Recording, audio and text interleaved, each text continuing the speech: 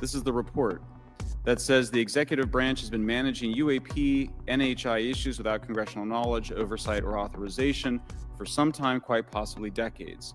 Furthermore, these individuals have revealed the name of an active and highly secretive DoD Unacknowledged Special Access Program, or USAP. The source of that document told me, that the USAP is a strategic intelligence program that is part of the U.S. military family of long-standing, highly sensitive programs dealing with various aspects of the UAP problem.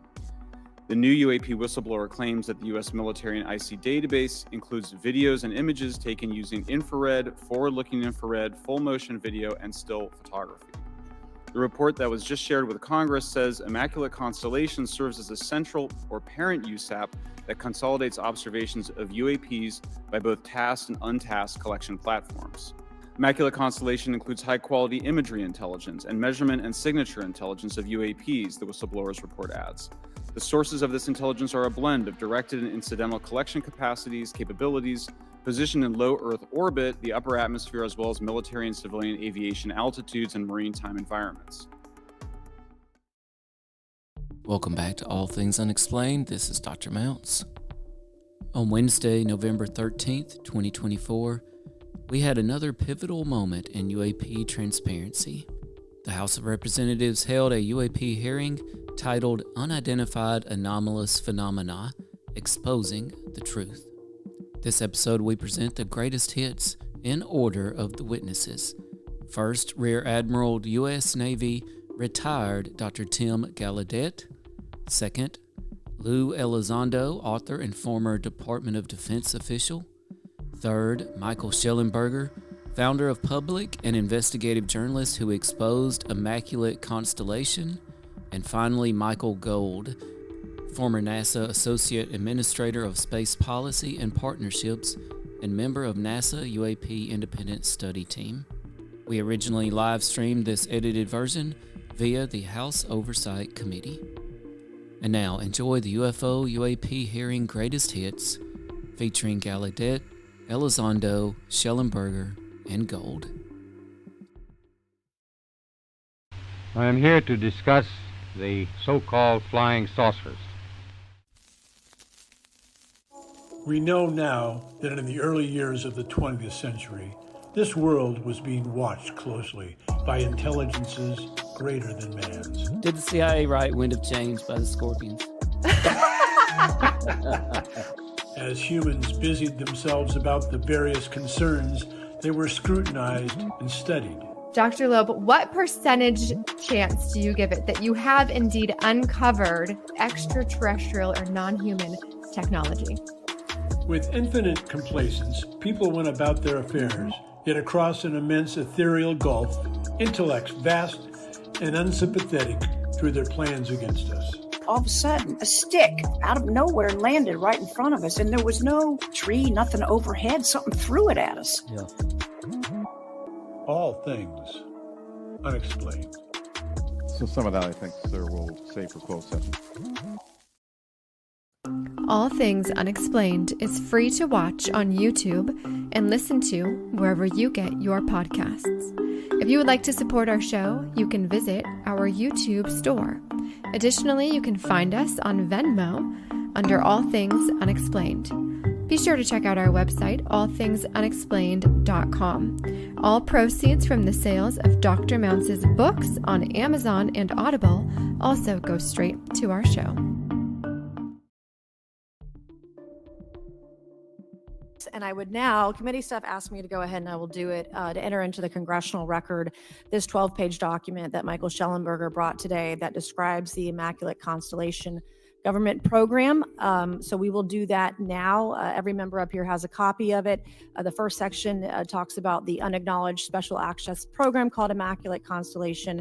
And the second section about USG imagery intelligence. And Representative Luna just told me if I say Immaculate Constellation, I'll be on some list, maybe a FISA warrant. So come at me, bro, I guess. But so I will first recognize Rear Admiral Gallaudet to please begin your opening remarks. Confirmation that UAPs are real came to me in January of 2015 when I was serving as the commander of the Navy Meteorology and Oceanography Command At the time, my personnel were participating in a pre-deployment naval exercise off the U.S. East Coast. It included the USS Theodore Roosevelt Carrier Strike Group, and this exercise was overseen by the United States Fleet Forces Command, led by a 4-star admiral who at the time was also my superior officer. During this exercise, I received an email on Navy's secure network from the operations officer of U.S. Fleet Forces Command. The email was addressed to all the subordinate commanders, and the subject line read in all capital letters, "Urgent Safety of Flight Issue." The text of the email was brief but alarming, with words to the effect, "If any of you know what these are, tell me ASAP. We are having multiple near mid-air collisions, and if we do not resolve this soon, we are going to have to shut down the exercise." Attached to the email is what is now known as the Go Fast video, captured on the forward-looking infrared sensor of one of the Navy F-A-18 aircraft participating in the exercise. The now declassified video showed an unidentified object exhibiting flight and structural characteristics unlike anything in our arsenal. The implication of the email was clear. The author was asking whether any of the recipients were aware of classified technology demonstrations that could explain these objects. Because the DoD policy is to rigorously deconflict such demonstrations with live exercises, I was confident this was not the case. The very next day, that email disappeared from my account and those of the other recipients without explanation. Moreover, the commander of Fleet Forces Command and the operations officer never discussed the subject. Even during weekly meetings specifically designed to address issues affecting exercises like the one in which the Theodore Roosevelt Strike Group was participating. This lack of follow-up was very concerning to me. As the Navy's chief meteorologist at the time, I was responsible for reducing safety of flight risks. Yet it appeared to me that no one at the flag officer level was addressing the safety risk posed by UAPs. Instead, pilots were left to mitigate these threats on their own without guidance or support. I concluded that the UAP information must have been classified within a special access program managed by an intelligence agency. That is a compartmented program that even senior officials, including myself, were not read into. Former DoD official Chris Mellon reached out to you about satellite imagery from 2017 that depicts a UAP. What were the dates in 2017 when this occurred? I can't share with you the details, ma'am, but I can do it in a closed setting, and I can also tell you the agency that wrote a report on it. Okay, so who has the imagery? I can tell you that in a closed setting. Can you describe what was depicted in the satellite imagery? Just a description. It was a UAP, ma'am. That's it? No other description? The term that the analysts used, they called it the button. It was a disc-shaped object. Okay, where was it? I can't tell you that, ma'am. Okay. And just this week, I learned from former DoD official Chris Mellon that satellite imagery of UAP from a few years ago still has not been shared with Congress. To the rest of the panel, it was the Wall Street Journal article the first time that y'all were made aware of what was essentially an over 2-week UAP frenzy over Langley Air Force Base. Were y'all aware of this prior to the Wall Street Journal article? Anybody? Show of hands. Yes, sir. Dr. Gallaudet, could you give me how did you become aware of it? A colleague of mine who I referenced previously, Chris Mellon, he wrote an extensive article about this, that there were other incursions of drones over Langley before this, as well as many, many military installations over the last 5 decades. Okay. Last question. Doctor, real quick, can you tell us about the Omaha incident in greater detail?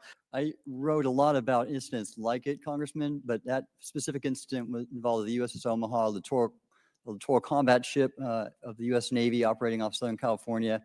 I don't remember the exact date. It was within the last decade.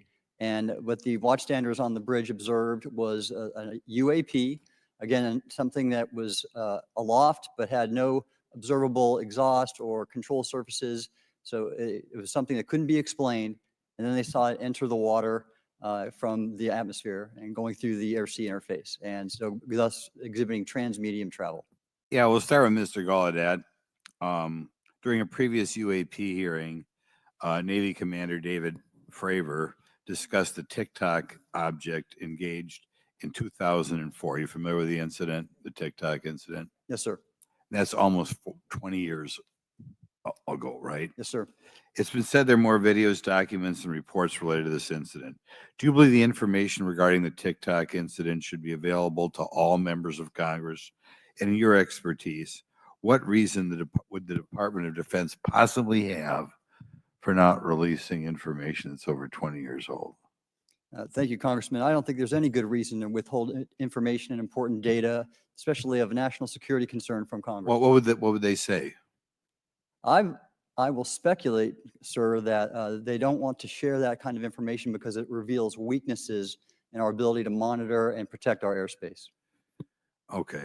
In your written testimony, you claim last year's UAP hearing before this oversight committee confirmed that UAP-related information is, well, it's not only being withheld, but that elements of the government are engaging in a disinformation campaign to include personal attacks designed to discredit UAP whistleblowers.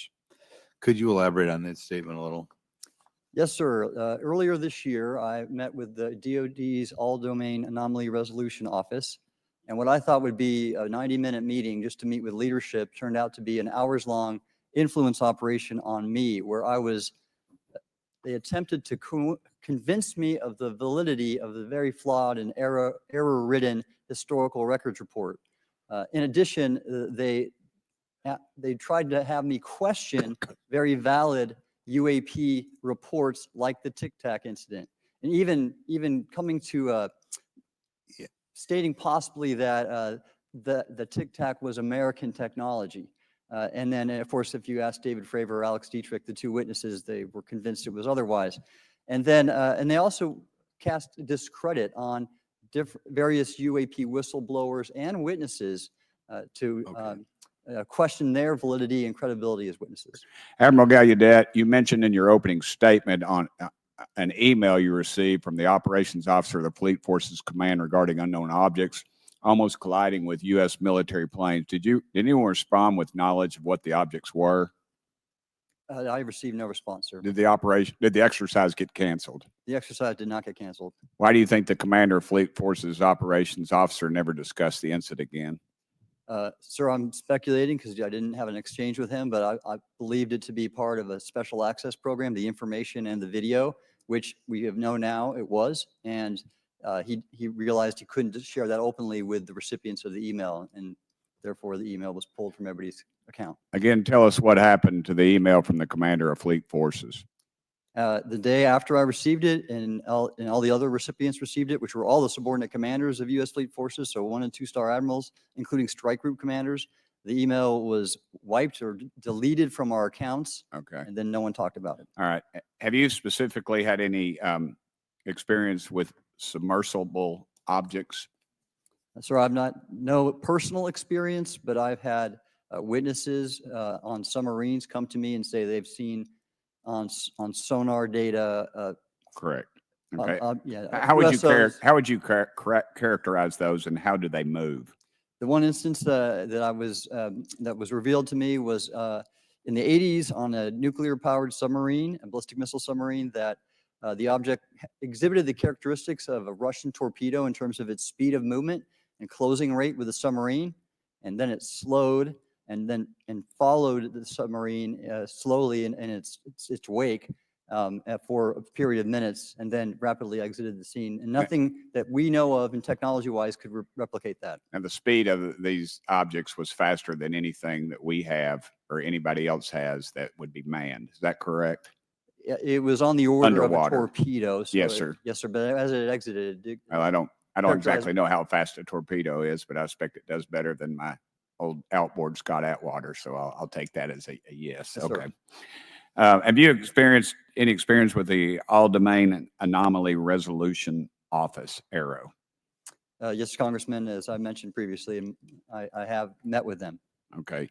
You heard Mr. Elizondo describe psychological operations for those contacting the Department of Defense about UAPs. You mentioned a similar influence operation by ARROW. Why are federal agencies invested in running information operations about UAPs if they do not exist? Yes, sir. But I'll make a statement on ARROW's behalf. They have new leadership. The office has reached out to me to meet again, and I take that as a good faith effort, and we'll see where that goes. This next question is for Mr.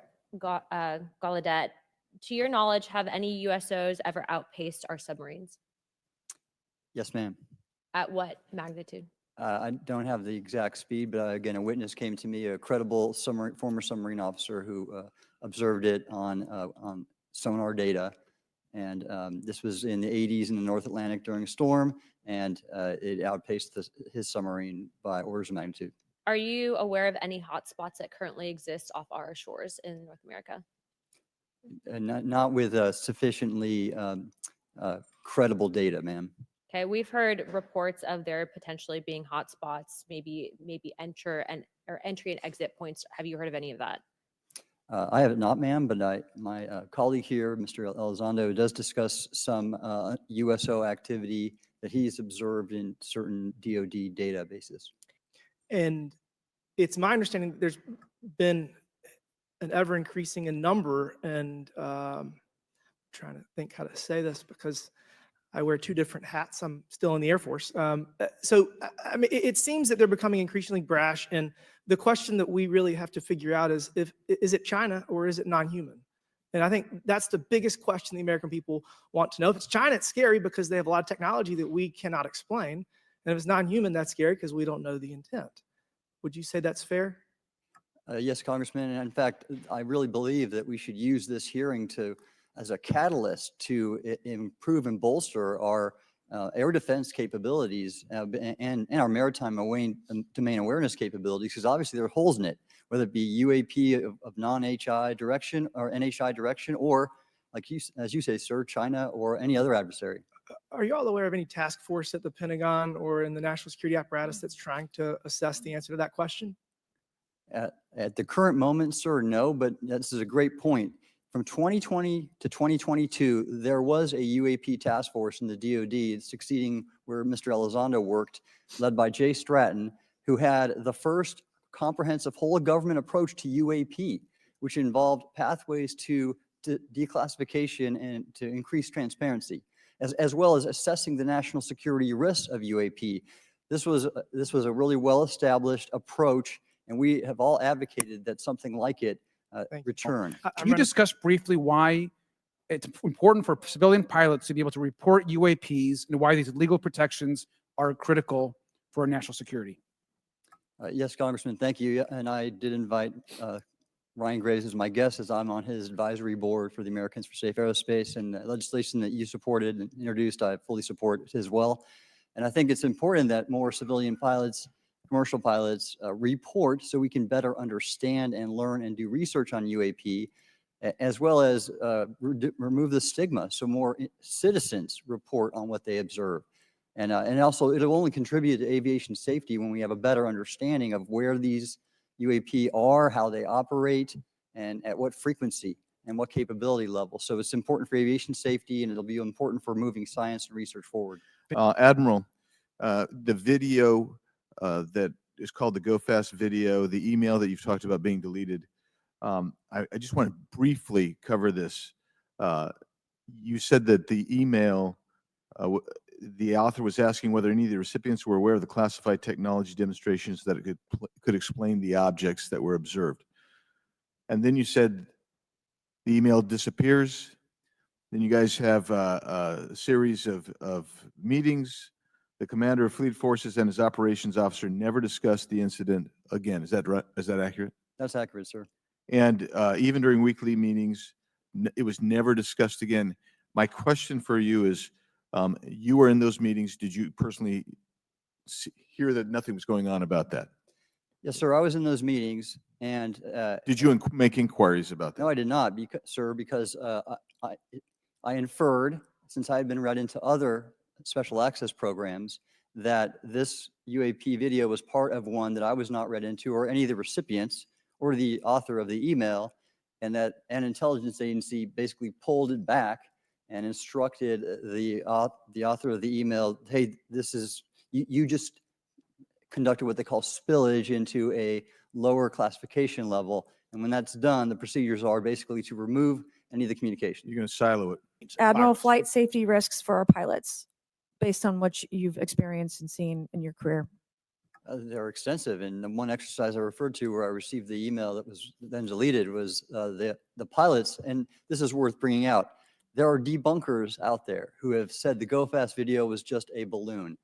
That was only one video that was released. There were dozens of these encounters that pilots, friends of Ryan Graves, who's in this room right here, witnessed and caused significant safety concerns. And to almost call out and exercise it and shut it down, which is very compressed, and the carrier's getting ready for deployment, and the pilots have to get certified to land on a carrier. It's extreme, to say the least. Thank you. I will now recognize Mr. Elizondo for his opening statement. Let me be clear. UAP are real. Advanced technologies not made by our government or any other government are monitoring sensitive military installations around the globe.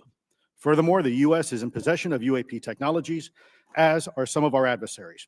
I believe we are in the midst of a multi-decade secretive arms race, one funded by misallocated taxpayer dollars and hidden from our elected representatives and oversight bodies. Excessive secrecy has led to grave misdeeds against loyal civil servants, military personnel, and the public, all to hide the fact that we are not alone in the cosmos. Many of us have subsequently been targeted by this cabal with threats to our careers, our security clearances, and even our lives. Okay, I will now recognize Mr. Burchett for 5 minutes of questions. Thanks, Chair Lady. I request unanimous consent to enter into the record documents provided to us regarding legacy UAP programs and psychological operations. Lou Elizondo. So ordered. I also want to thank my buddy Jeremy Corbell for providing us documents and access to some whistleblowers.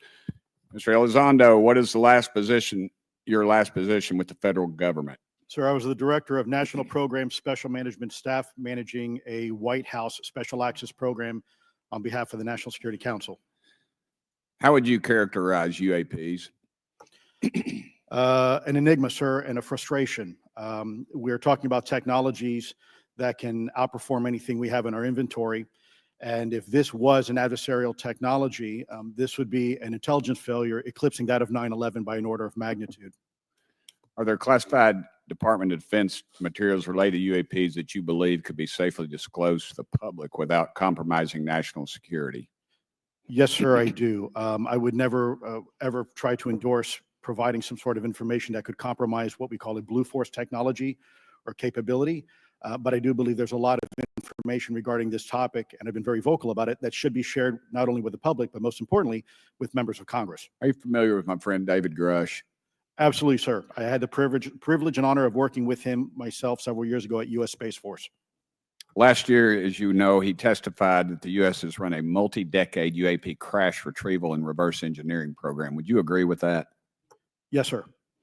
Are there UAP programs operating without proper congressional oversight? 100%. What are they? Unfortunately, sir, I would have to have that conversation in a closed session. I know you said that, and a lot of people are frustrated with those kind of answers, but we're asking those kind of questions so you all know what the heck we're up against. You also mentioned in your opening statement that the Pentagon's Public Affairs Office employs a psychological operations officer as the singular point of contact for UAP-related inquiries. Why the heck would they do that? Sure, that's a great question. I would ask the Pentagon. There's a long history here of that individual providing misleading and false information to the public through various news outlets and media outlets in order to discredit this topic. I've personally been victim to it. We have the documentation to substantiate where this information has been absolutely inaccurate, that has been provided time and time again. And it turns out that that individual was also working with former leadership of Aero at the time as well. Mr. Elizondo, did I have that correct? Sir. I'm a recovering lawyer, so I'm going to put my hat on for a second. You said you signed a document. Love that. Who gave that to you? The U.S. government, sir. Okay. You have a copy of it? It is stored in a SCIF right now. I do not have possession of it. The U.S. government does. What department of the U.S. government gave you this document? I will say the Department of Defense. Unfortunately, I can't say in this forum much more than that. You specifically said the document said you can't talk about crash retrieval. Well, you can't talk about Fight Club if there's no Fight Club. Correct. Okay, I'm just making an observation. Yes, sir. So that document that you signed, that you said exists, specifically said you can't talk about crash retrieval. Correct, sir. It was a limitation on because already I'd been speaking publicly about the topic. And so the document said you can continue saying X, Y, Z, but you cannot discuss the topic. When you give me the atmosphere of signing this document. You're in a room by yourself? I'm in a skiff with a security officer, sir. Just one-on-one? Anybody else? There may have been an assistant as well.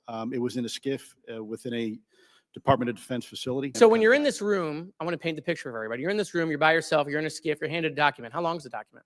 It's about a page front and back. So basically you have some things they call trigraphs, which I cannot, again, talk. How long were you given to sign the document? As long as I needed, sir. And what if you didn't sign it? Well, I suspect there'd be repercussions. I wouldn't have access to certain information. Were you allowed to ask a lawyer, or weren't allowed to ask for a lawyer to review the document? It wasn't an option, but they probably wouldn't have allowed me to, because the document itself was pretty explicit about you have to be, wait, putting me in an interest. Let me try to thread the needle here. There are certain documents that we have in the US government that allow people to have access to certain programs, whether it's a special, and I'm going to be very generic here, whether it's a special access program or a controlled access program, SAP, CAP, whatnot. How many people have to sign that document? It depends how many people are going to get access to the information, sir. Okay. We'll go to Mr. Elizondo. Hope I got that right, or not at least Close not enough, that sir. right. You're familiar with the recent drone incursion over Langley Air Force Base? Yes, sir. The owners of these drones remain unclear. The U.S. military has not been able to give us in Congress an answer. Given your experience with the Department of Defense and the intelligence community, how frequently are UAP sightings over military installations? And secondly, I suppose hypothetically, you could have incursions over just, say, regular airports. Is it obvious these incursions are more likely over military facilities than just a random airport out there? Yes, sir. There's definitely enough data to suggest that there is certainly some sort of relationship between sensitive U.S. military installations, also some of our nuclear equities, and also some of our Department of Energy sites. There is a long historical record that some of your colleagues may have, documentation that demonstrates this. This is not a new trend. This has been going on for decades, and that information's been obfuscated, unfortunately, from folks like you in this committee. And I think that's problematic, because ultimately, at the end of the day, we have a significant situation here. We have something that can enter into U.S. airspace completely with no attribution. And how long has this been going on? Sir, decades. And there's information that will hopefully be entered into the Can you record. think of any possible reason why they can't release any information they have on something, say, 15 or 20 years old? Sir, if I could echo my colleague here, Admiral Gallaudet, I think one of the big issues that we have in the intelligence community, Department of Defense, is we don't want to broadcast any potential vulnerabilities or weaknesses in our national defense systems or on intelligence collection platforms. Therefore, when you have a conversation where you address a problem for which there is no solution, it makes that a very uncomfortable conversation to have. If these technologies are not made by any government, who's making them? Private companies, or are you implying they are crafted by a non-human intelligence? To put this in perspective, when Are these private companies you're implying, or is this non-human intelligence? it may be both. Are you read into secret UAP crash retrieval programs? We would have to have a conversation in a closed session, ma'am. Has the government conducted secret UAP crash retrieval programs? Yes or no? Yes.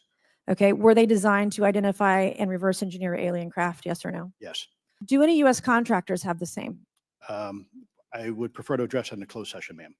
In your book, you mentioned government employees who've been injured by UAPs, placed on leave, and receiving government compensation for their injuries. Is that correct? That is correct. How can the government deny we have recovered craft if they're paying people because they've been injured by recovered craft? Ma'am, that's a great question. That's why I think we're here again, because I've seen the documentation by the U.S. government for several of these individuals who have sustained injuries as a result of a UAP incident. Okay, moving on. In this report, Mr. Elizondo, for reference, several types of allegedly alien craft or possibly alien craft or unknown aerial phenomena, what we used to call UFOs, are described. Spheres and orbs, discs and saucers, oval or tic-tac, triangular shape, boomerang and arrowhead, and irregular or organic. Mr. Elizondo, does that summarize to you the types of craft that we're discussing today? Sir, that is a general morphology, historically speaking, of many UAP. So those descriptions are very different craft. Is it your assessment that they would come of different origins? It's possible, but it's also could be in sense a matter of utility. And let me just state for the record, I never read the report that or the article that Mr. Shellenberger put out. The reason That's is a good point. We're just referencing it yes, sir. for descriptive purposes for the American people. Mr. Elizondo, in regards to these aircraft being piloted by whatever they might be, non-human biologics, would you agree that it's likely that they are being piloted by some mind-body connection? Ma'am, I think it is safe to presume here that they are being intelligently controlled because some cases seem to anticipate our maneuvers, and in other cases they seem to I came across an email where the word "stalked" was used in a very secure email between Navy officers discussing their ships being pursued by a UAP. In our previous panel, we had Grush, and he had testified to say that some of these were interdimensional beings. Can you speak on that at all? Ma'am, I'm not qualified, certainly as a scientist or otherwise, to speculate points of origin. I looked at everything from a scientific perspective. So if you look at, for example, instantaneous acceleration, which was one of the observables of the program that I belong to, ATIP, the human body can withstand about 9 G forces for a short period of time before you suffer negative biological consequences, blackouts and ultimately redouts and even death. Comparison, our best technology, the F-16, which is one of this older platform, but one of our most highly maneuverable aircraft, manned aircraft, made by General Dynamics, can perform about 17 or 18 G forces before you start having structural failure, meaning that the airframe begins to disintegrate while you're flying. The vehicles we're talking about are performing in excess of 1,000, 2,000, 3,000 Gs. So I guess, would it be safe to infer that they're living craft? I'm not prepared at this point to state for the record, is something alive or not, because even that definition is hard. There was a time in science we thought that life required oxygen, and we now know that's not true. There are anaerobic bacteria that thrive in oxygen environments that lack oxygen.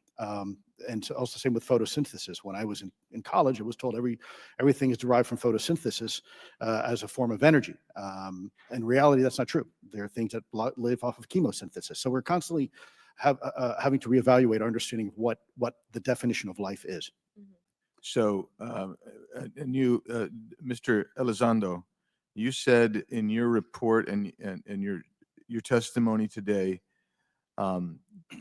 a government work on the UAP subject still remains classified. Excessive secrecy has led to grave misdeeds against loyal civil servants, military personnel, and the public, all to hide the fact that we are not alone in the cosmos. Fair? Yes, sir. For what purpose is the federal government overclassifying and forbidding the public for getting access to this? I think there are several reasons. I think at the time when this reality became evident to the U.S. government, we were in the middle of the Cold War with then Soviet Union, and we did not want to tip our hands to what our knowledge base was on this topic. We did not want to broadcast that to the Cold War's long over. It is, sir. It is, sir. There's also then the philosophical argument that the Department of Defense and the intelligence community is solution oriented. And when you don't have answers, it's a really tough spot to be in. It's easier to be quiet and suppressed than if you don't have the answer. Indeed, sir. In fact, there's a very real example when we built the U-2 spy plane and flew it over then Russia, and we're taking reconnaissance. And when we first started flying the aircraft, it flew so high and so fast we thought they weren't tracking us. In reality, they were tracking every flight.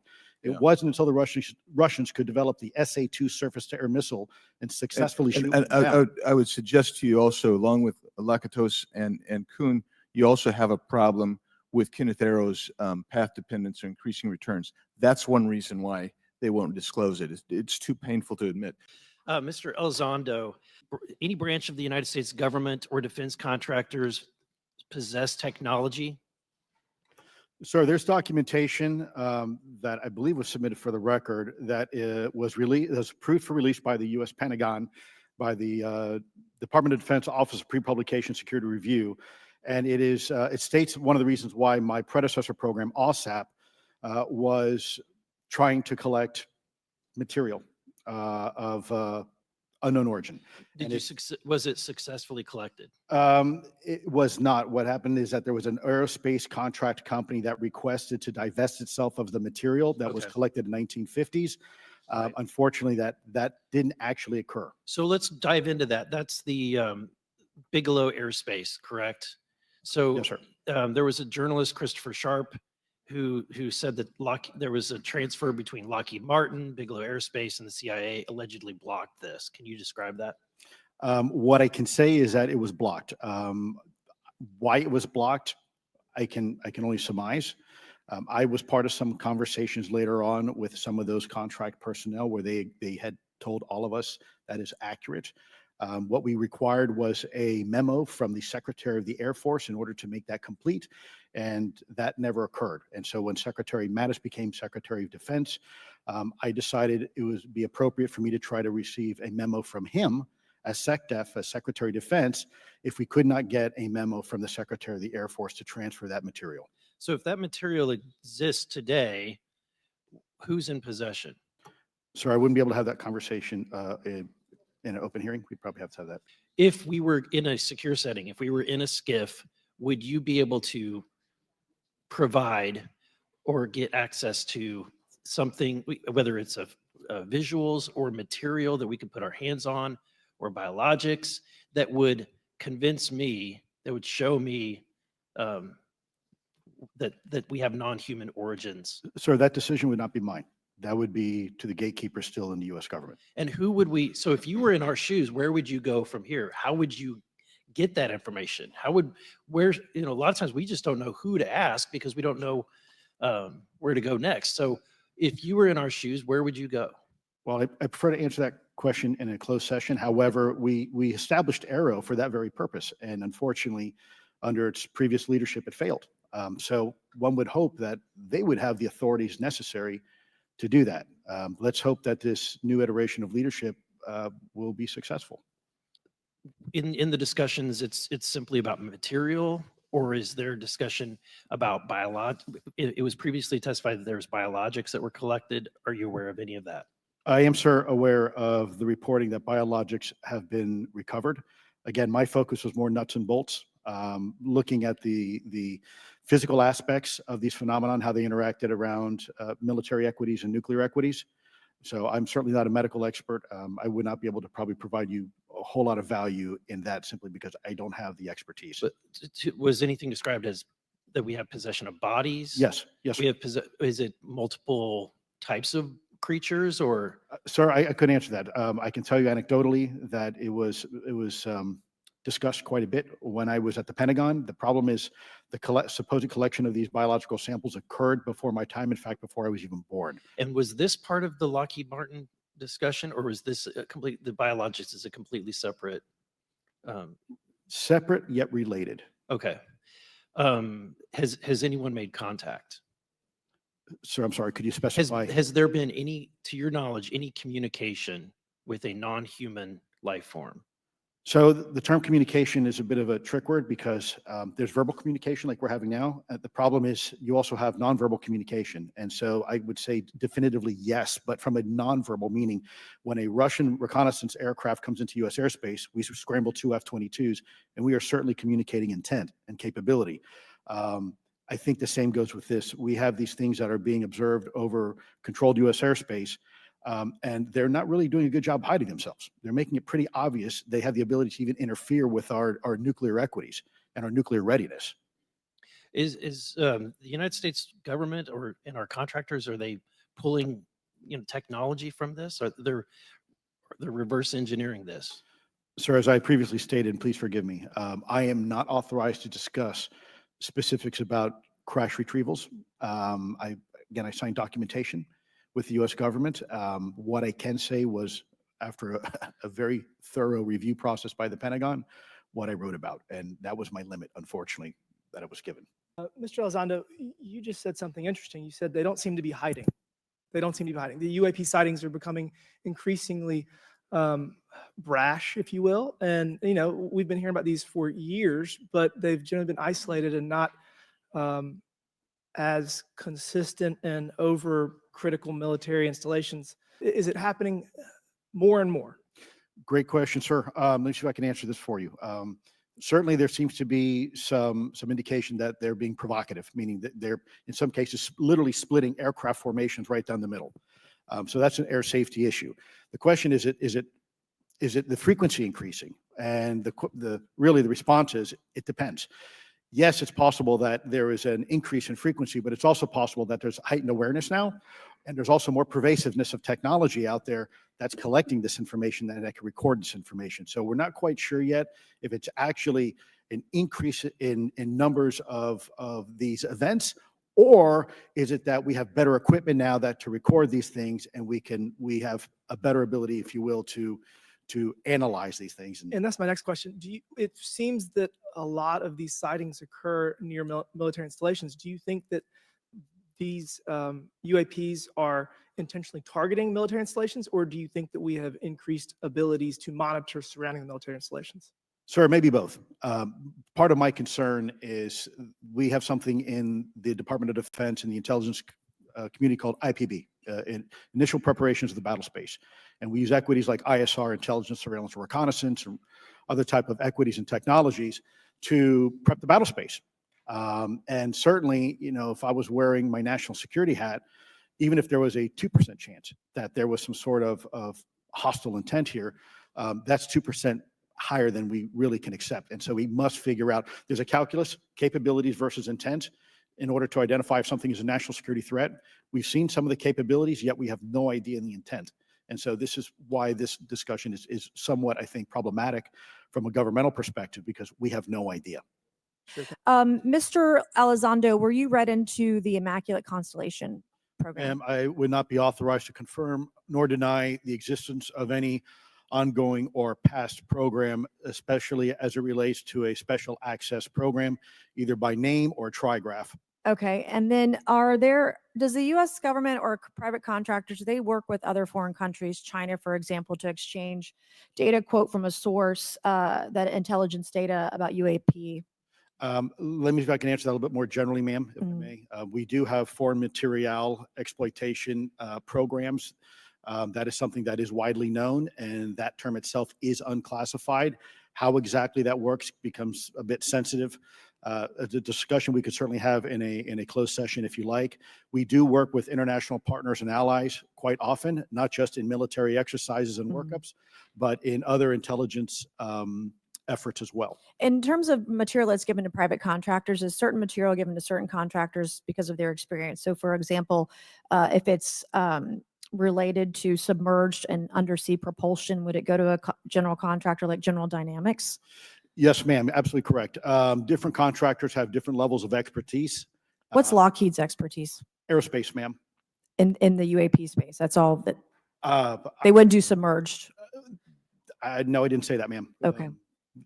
Lockheed Martin and others do quite a bit of work, both in our atmosphere, in space, and even underwater. There are certain efforts to.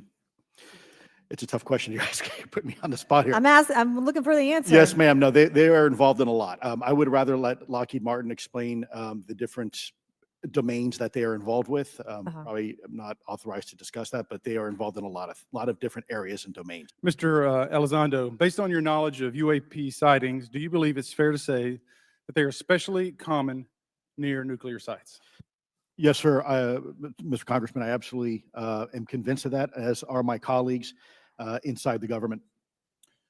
Do you believe they've caused an irregular activity, and why might they be interested in those sites? Sir, in some cases, it's actually regular activity. You'd be surprised. There's actually documentation right now that's been submitted. It's not just Oak Ridge. It's Savannah River Site, SRS. It's also Los Alamos. A lot of our sensitive R&D locations appear to be under some sort of surveillance and monitoring. Why? Well, because a lot of innovation comes out of those areas, a lot of new technologies, a lot of, if you will, disruptive technologies that we use for our national defense originates out of those locations, and advanced concepts in physics as well. So if I was doing any type of reconnaissance, even on a foreign adversary, that's a great target to start with. I would now like to recognize Mr. Shellenberger for his introductory remarks.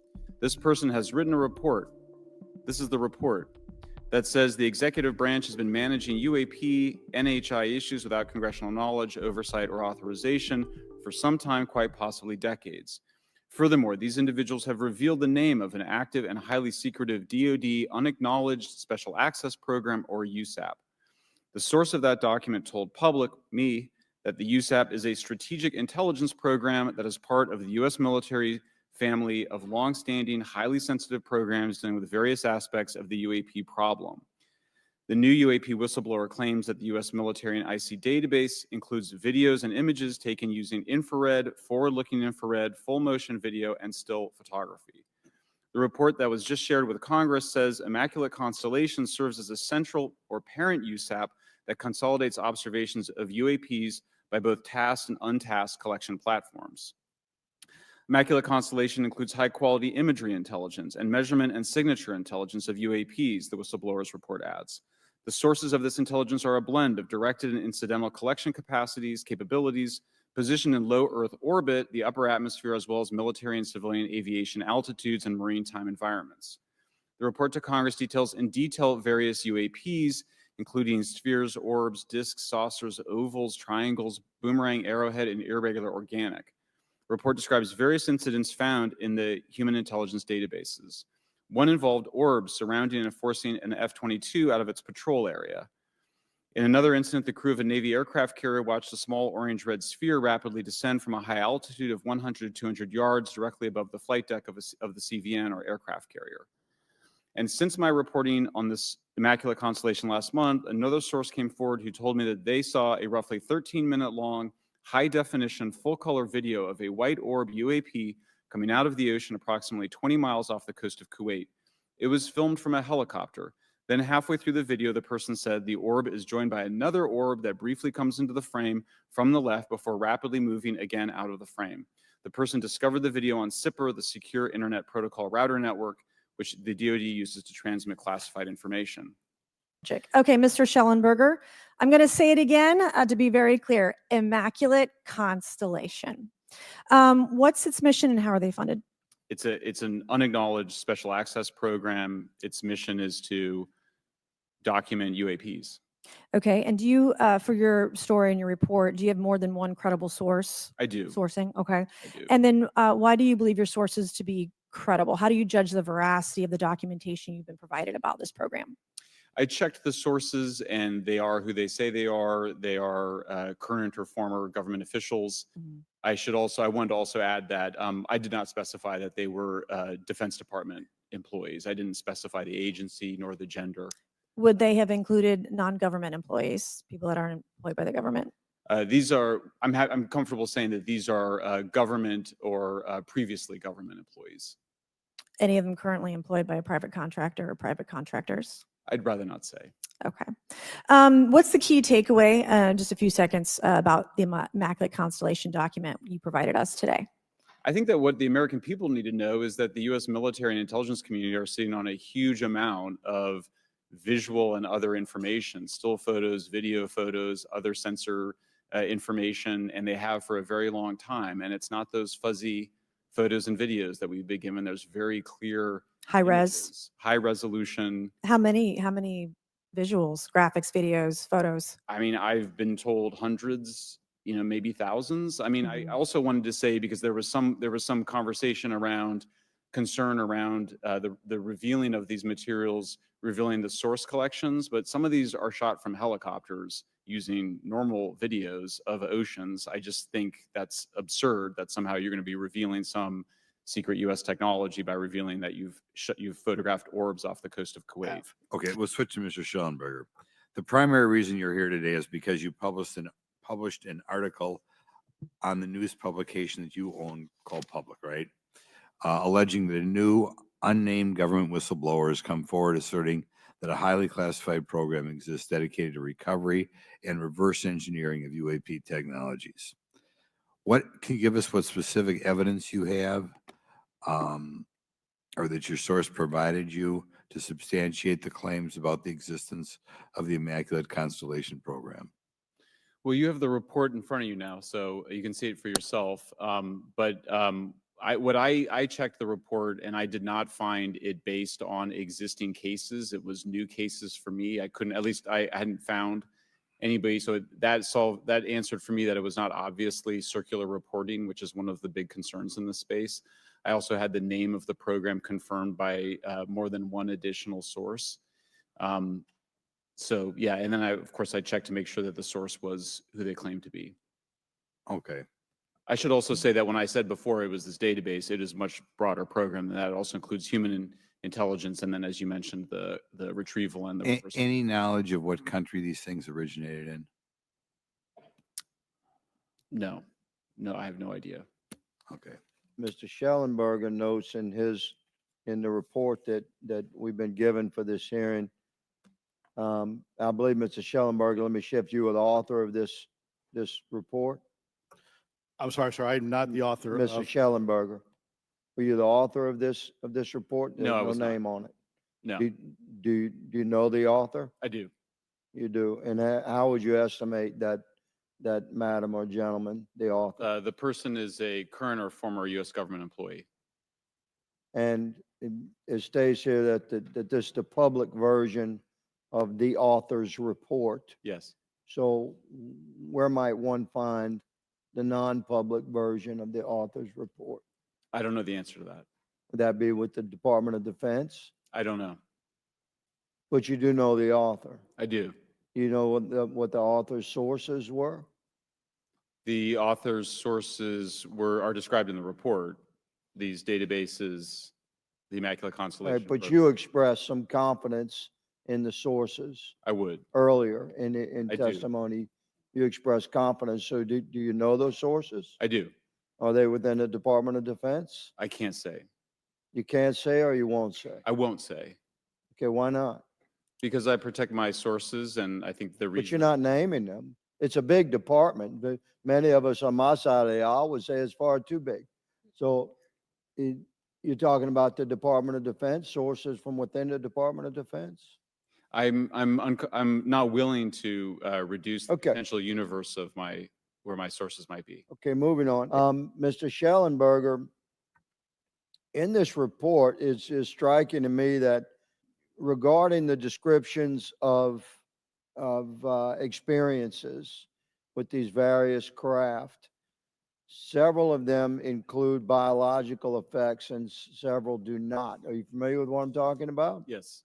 Okay, so spheres and orbs, triangular craft, and irregular or organic craft include some descriptions of biological effects, including feelings of unease, electronic device malfunctions, long-term psychological effects such as anxiety or insomnia have been noted, feeling of being watched, a shared awareness with the triangle craft, and under the irregular and organic craft, biological effects include physical sensations of warmth or cold and unexplained smells and psychological distress.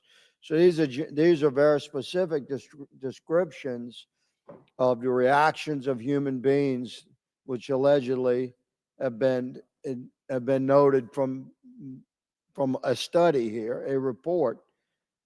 All of those experiences would have been described by the sources that the author used.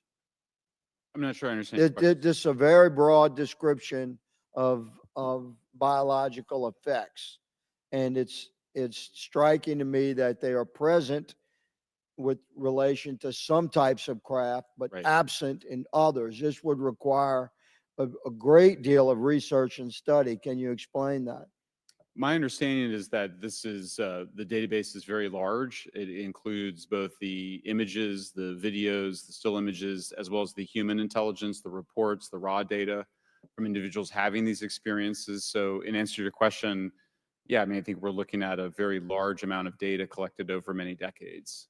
And that data is held by the Department of Defense? Well, I will say that after I published, I was told that this program, that the USAP was actually managed by the Department of Defense, but held at the White House.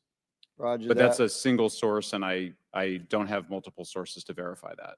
Thank you, sir. I did my best to trick an answer out of you, but I was partially successful. Madam Chair, I yield. And Mr. Shellenberger, by the way, I've read several of your books, Mr. Shellenberger. Excellent stuff. Thank you. What I would say too is you were asked about the veracity of the author of this report. You comfortable with the veracity? Yes. Okay. But I just want to read a couple things from Mr. Shellenberger's, what he gave to us today. On USG networks, there exists infrared footage of and imagery of a grouping of vessels engaged in SIGINT and mass collection at night in a specific area of the Pacific Ocean. This footage, which was in close proximity to the vessels, a large equilateral triangle UAP suddenly appears directly over the ships. 3 bright points are seen at each bottom corner of the UAP, which is observed to slowly rotate on its horizontal axis. While performing a routine airspace surveillance and control mission in the Eastern Air Defense Sector, an F-22 fighter observed multiple UAP contacts at mission altitude. Moving to intercept, the F-22 pilot noted multiple metallic orbs slightly smaller than a sedan hovering in place. Upon vectoring towards the UAPs, a smaller formation of the metallic orbs accelerated at rapid speed towards the F-22, which was unable to establish radar locks on the presumed hostile UAPs. The F-22 broke trajectory and attempted to evade, but was intercepted and boxed in by approximately 3 to 6 UAPs. I just have no more time left. Well, she's not looking. So let's just get into, let's get into part of this. I thought I would be saved by the bell. Sure, thank you. Mr. Shellenberger, you're particularly familiar with the Langley Air Force Base incident a year ago? Are you familiar? Just from what I read in the Just news. from what you've read? Yeah. I would imagine a large percentage of the American population became aware of that with the Wall Street Journal article. Would you agree with that? Yes. And were you aware of that incident prior to the Wall Street Journal article? No. Okay, I would like to know, with Immaculant Constellation, how does this relate to UAP activities, Mr. Schellenberg, in oceanic environments? Are there any instances where the Navy or other maritime forces have encountered UAPs that could not be explained by known technology or natural phenomena? Yeah, the Immaculate Constellation covers both terrestrial and oceanic, and there's actually a number of cases described in the report that occur in the ocean. And do you believe that there is a concerted effort by the Pentagon to keep Congress out of the loop regarding these UAP activities, specifically in our waters? Yes. And so are there any accounts of UAPs emerging from or submerging into our water, which could indicate a base or presence beneath the ocean's surface? I don't know about a base, but as I mentioned, I had a different source entirely describe this pretty extraordinary footage that exists of orbs, of an orb coming out of the ocean and being met by another orb. So this report says it all. There's no other information that we are aware of regarding the activity within our waters. I have other sources that have told me that have shared a significant amount of information, but they're not comfortable with me sharing it at this point. Okay, are there any technological capabilities observed in these oceanic UAPs that seem to defy our current understanding of physics or our engineering capabilities? It seems like they all do. Yes, I would agree with that. Thank you. I would now like to recognize Mr. Gold for 5 minutes. One of the most important actions that can be taken relative to exposing the truth of UAP is to combat the stigma. And this is where I believe that NASA can be eminently helpful. In regard to research, NASA has vast archives, much of which may contain important UAP data. Again, for relatively little cost and effort, NASA could create an AI or ML algorithm that could search the agency's archives for anomalous phenomena. Okay, thank you. You have 8 seconds. Mr. Gold, did the NASA independent study team get briefed on what you call OSAP? Very quickly. I flagged the Advanced Aerospace Weapons System Investigation Program to our chair and our DFO. We did not get briefed, but I believe it is definitely worth looking into. That was probably the largest UAP review effort ever, and I think produced a lot of interest data, including revealing Nimitz. I don't know if my fellow witness Lou might want to, he did yeoman's work on it, might want to comment. Okay. Mr. Gold, if the government doesn't have the data it needs on UAP because, say, someone who saw something is concerned about stigma, public backlash, etc., or maybe there's just not good systems in place, How are we supposed to ultimately figure out what's going on? We're talking about data and where we can get data from. As I described, NASA has whole archives of data, much of which I believe will likely have information that will help inform UAP. We need only look. And again, in an era with AI and ML, we can relatively quickly and easily go through it. So I think it's something that we should encourage NASA to do. However, per Chairman Grothman's comment about UAP focusing on national security sites, I believe there's something, sir, that you may have heard of called sensor bias. That because we've got more cameras, more monitoring of national security, we don't know how extensive UAP activity may be over civilian areas. And this is to the second part of your question, where we're not collecting the data. We're not collecting sufficient data from pilots. We're not collecting sufficient data from civilian and commercial activities. And this is, again, where ASRS, I think, could substantially change that, get the data out there, and allow us to do good science. Do any of you ever come across reports from people that claim to have firsthand experiences with these entities, whatever they might be, or these aircraft, and then as a result, whether or not they're religious, find that these things will automatically disappear?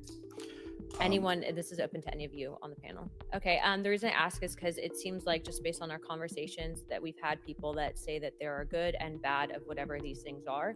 And so my concern from a national security perspective is A, that true? B, are you guys hearing reports of that? And C, I think moving forward in regards to technology, Mr. Gold, if you can answer this real quickly, some of these aircraft, it seems that they are operating off of energy that we don't currently have. But just yes or no, in your opinion, if we were able to obtain that, would that impact humanity for the better or negative? This is a national security issue, that if there is such technology out there, we're not the only country that might have access to it. We don't want to be on the wrong end of technological surprise. Okay. Mr. Elizondo, to your knowledge, can you name the country and around time frame that the first back engineered UAP program started? Ma'am, unfortunately, I would not be able to have that conversation in public. Can anyone on the panel name that? None of you? Do you believe, just for the record, that the federal government, any part of the federal government, is knowingly concealing evidence about UAPs from the public? Yes, sir. 100%. Yes. Yes. What do you believe UAPs could be or are? Strong evidence that they are non-human, higher intelligence. I echo my colleague's comment, sir. Genuinely do not know. Don't know, but we must find out. And this is for all four of you. Are there any known instances of recovered materials or technologies that are not of human origin and maybe connected to any advanced bioscience defense programs within the USG? I don't know. I wouldn't be able to answer that, ma'am. I don't know. I don't know. Okay, so there are rumors that have come up to the Hill of a secretive project within the Department of Defense involving the manipulation of human genetics with what is described as non-human genetic material, potentially for the enhancement of human capabilities, hybrids. Are any of you familiar with that? Yes or no? No, ma'am. I am not, ma'am. I'm not. No, ma'am. How would you define, each of you, my last question, how would you define non-human biologics, non-human intelligence? What are we actually talking about? Admiral, and we'll go down the line. I don't think it's a stretch when you look at the diversity of life on this planet and the size of this universe to think that there would be more diverse, higher order, non-human intelligences throughout the universe. And that's probably what's visiting us. I would take the scientific approach. The definition would be the ability to react to a stimulus in a manner that requires an intellectual thought process. I just don't know. I think we must be modest in our assumptions that we're looking for intelligence. That could be biological, it might not. Non-biological, but what non-biological intelligence, what does that mean though? Artificial intelligence, ML, machines. We assume that all intelligence would be like us. And every time we look out in the universe, we are humbled relative to what we don't know in terms of the forms of intelligence and what it may take. I can assure you, I probably can't ask you your question, but I think the ultimate answer is going to surprise us all. All things unexplained. What's your hot take on Travis Taylor?